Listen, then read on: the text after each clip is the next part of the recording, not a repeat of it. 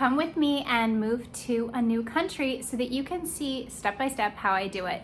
My name is Cara. I've lived abroad since 2015. I've lived in multiple countries, multiple continents, and this isn't new for me to move from a country to a new country. So I hope you'll stick around until the end of the video because this video will be packed full of helpful information for you if you're considering, as an American, to move abroad. All right, so where am I moving from? First of all, I've lived in Turkey since 2020. And actually, the year of 2020, in, January, I was living in Kuwait. And then I moved to Jerusalem, to Israel. And then that same year, I moved to Turkey and fell in love with Istanbul and ended up getting my residence. So I'll get into more of that story in another video. My point is that I am comfortable moving from country to country.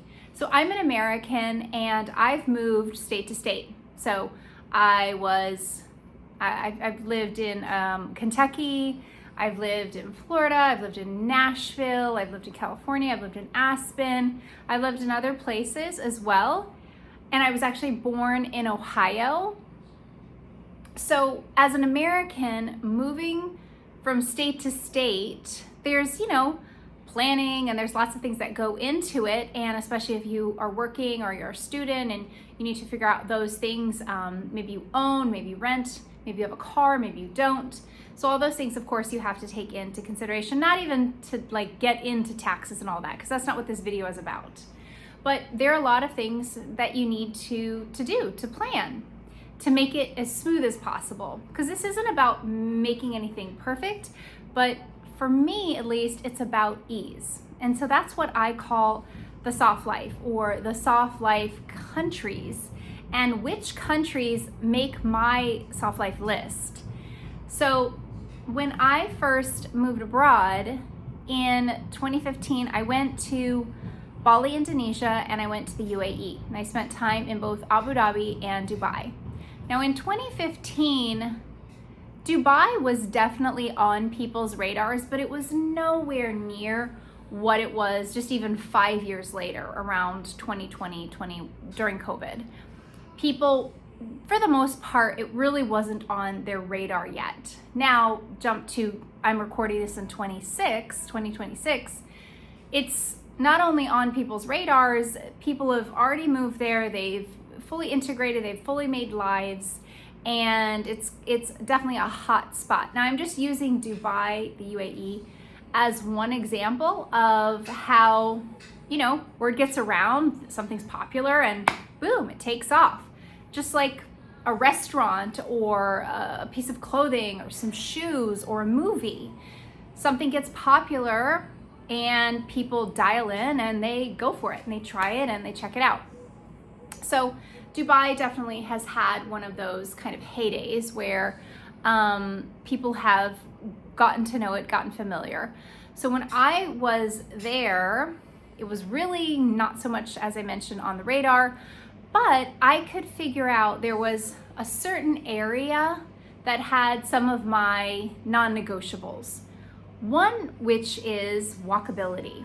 So if you're an American, you probably have a car. You've probably had a driver's license since you were like 16, 17, 18. You've probably never even considered living without a car, unless you've spent an unusual amount of time in Europe, for example. I know a lot of Europeans or Americans who spent time in Europe and they immediately recognize this completely different lifestyle where you can live a full, beautiful life without having a car or driving a lot. And that's pretty radical. So to stay on track with this particular video, to help you understand why so many people are moving abroad right now, and to decide if this is really for you, if this move abroad thing is really for you to really seriously look at and start to plan and get clarity around. There are a number of move abroad coaches, there are move abroad master classes, there are move abroad experts, and everybody, I think, on the spectrum has something to offer from what I've seen. And I follow, quite a few of these different people and businesses because it's really good to see what's out there, what they're offering, and good to see who is benefiting from their services. So for me in particular, I am not a tax expert. So I'm not going to try to convince you that you should come to me for foreign tax, advice, or even that I'm going to turn you on to necessarily a tax advisor. What I really focus on is helping Americans specifically look at their life and look at the quality of their life, and then really get down to what are their non-negotiables in life. Maybe they're a single woman, maybe they're a woman who's in a relationship, married, family, kids, maybe they're an empty nester, maybe they're a retiree, maybe they are a older professional, 50 plus, and they want to, really utilize their golden years, what are called the golden years. Or maybe they're well into their retirement and they just want to change. So I'm using all of those scenarios. That could be someone who's just a female on her own, or like I said, with a spouse, a partner, with a family, etc. And I focus on women. So if she's coming with her fella, and great. Or her family, great. Or if she's flying solo, great. Maybe, for the most part, I don't necessarily cater to the 20-year-old or the 20 to 30-year-old. I usually say someone who's at least 30, 35 plus, because they're gonna relate to me the most. And I'm gonna be able to give them wisdom around building a soft life abroad. So let's get the elephant in the room out and about, okay? So what is the soft life? So I've put together what I consider the soft life, meaning it's not about finding things that are easy, but finding things that have ease. And so if you, for example, let's say you like to go to the gym, let's say you like to work out. If you live in a place where you have to get in a car and drive 25 minutes to, let's say, a gym or a sports club or a health club, and the class that you really like to take, let's say you like to take group fitness classes, is only on Tuesday, Thursday, but it's at 6 o'clock and it's really difficult for you to get to that class after work. You can make all that work. You can live where you live, you can get to the gym, you can hustle after work, you can get to that fitness class on those particular days, on that particular time. But there's not a lot of ease with that situation. So if you're flexible in life, if you're able to adapt, if you are able to pivot and change and be more able to have a goal, which is fitness, but maybe reimagine what that actually looks like in practice, in daily life. So that's just like an example of what's the soft life. The soft life would be that you either have a gym that's like 5 minutes from wherever you live and you can walk there. And the classes that you take are at like the most perfect time, or they're at many times, right? So that's just a different scenario. And I'm not saying one is better than the other. I'm saying there's one that comes with ease and one that's a bit more challenging or uphill. So when I look at different countries, I immediately, non-negotiably, look at, is there ease for me to come in? Because I'm not here to convince you of this country or that country. I'm not here to convince you of this lifestyle or that lifestyle. I'm not here to convince you of anything. I'm simply here to share my experience and give the females who are watching and who are drawn to this kind of content and are drawn to what I'm sharing, and they're going, yeah, that is the kind of life I would like to build. And it doesn't just have to be a dream. So for me, making sure that you understand flexibility, adaptability, being able to pivot, those are all crucial to having a successful time and experience living abroad. Because let me tell you, if you, as the expression goes, get your panties in a wad over the scenario I just gave you, if you're just like, ugh, this is very frustrating. Every time you try to go to that fitness class, everything else is going to be like crazy exhausting for you or challenging for you if you're not able to just adapt. If you live abroad and you go to the grocery store, chances are things are going to be written in a different language. You're going to be communicating with the people in the store in a different language. Just navigating is a challenge, but it's really about your perspective. I always say one of my favorite activities to do in another country is go grocery shopping.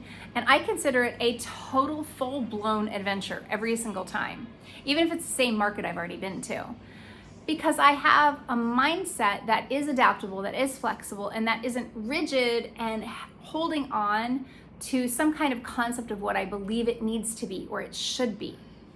And that leads me to a really, really important point that if you watch my videos, you're going to hear me say this over and over and over again, which is quite simply, when you're in your home country, you're at home. And when you go to another country that isn't your home country, you're a guest. From the time you land or step onto that country's land until you leave, until you're gone. Whether that's 1 week, 2 weeks, 1 month, 1 year, 10 years, doesn't matter. You're a guest. Act like one. Please do yourself a favor and act like a guest. I can't tell you how many times I've heard stories or even just had different kinds of, interactions or been around something like this where an American goes somewhere to another country and they bring with them so much about what should it be or how it should work or how it should go or this is good, this is bad, right? So I want you to really take in this analogy. If someone invites you to their home and they welcome you into their home with ease, right? You didn't have to fight them at the door. They welcomed you in. Think about this as a country, right? A country that welcomes you in. That there's not a lot of like red tape and a bunch of stuff you have to do to just enter the country. Or that person welcomes you into their home and they welcome you for an extended period of time with an option or options to stay even longer. Wouldn't you be thankful? Wouldn't you be grateful? Wouldn't you be appreciative? Wouldn't you act like a guest? I hope so. I hope so. And there's going to be reciprocation if you act like a very thankful and grateful guest to be in this host country, aka someone is hosting you in their home, and they feed you and they help you and they're kind to you and you have a wonderful experience with them. Aren't you going to hopefully want to continue to be a good guest, right? So in a lot of parts of the world, and Middle East region, Asia, Central Asia, Far East Asia, parts of Europe, Eastern and Western Europe, people take their shoes off before they come into the house. This is like a no-brainer, right? It's dirty outside. You come into your home, you clean your home, you want to keep your home clean, keep your dirty shoes outside, okay? It's not like this isn't rocket science, okay?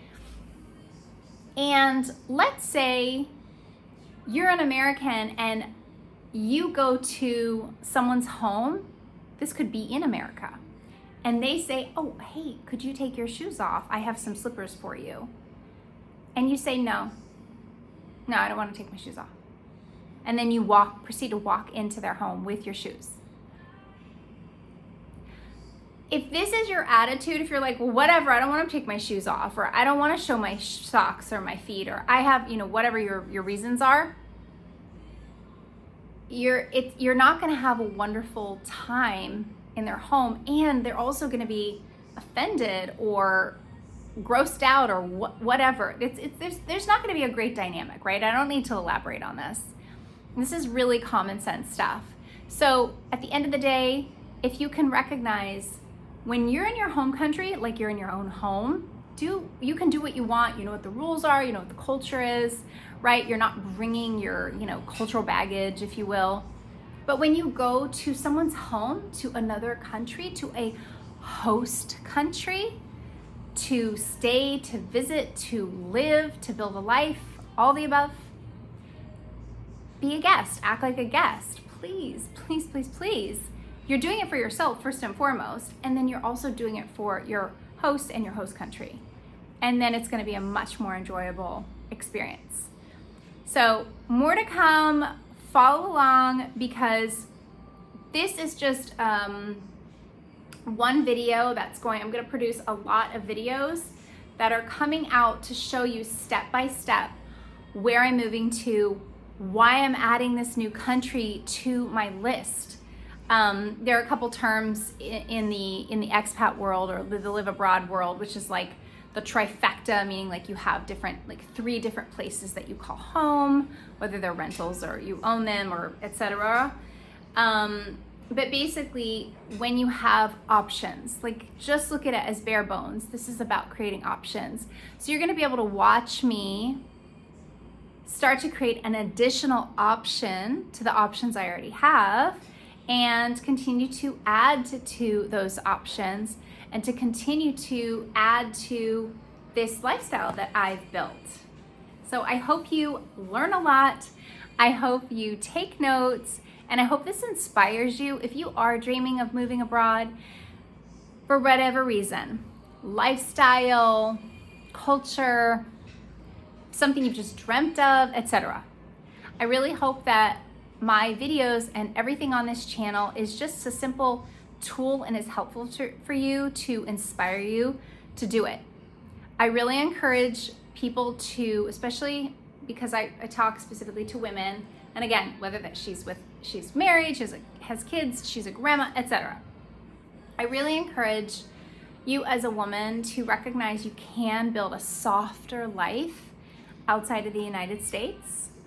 And I want you to recognize that it's not that it's easy, because there's a lot of mental and emotional work, not just the to-do list, but it's about within, it's inner work of recognizing, hey, I can adapt and I can shift and I can grow as a person, right? Mature, grow as a person as I build this life abroad. So I'll see you in the next video, and if you have any questions, feel free to comment, and also check the links in this video and in the channel links, because I'll put some resources there, both free and services that I offer, in case you want more one-on-one or group support. See you next time, and ta-da, love from abroad. Bye.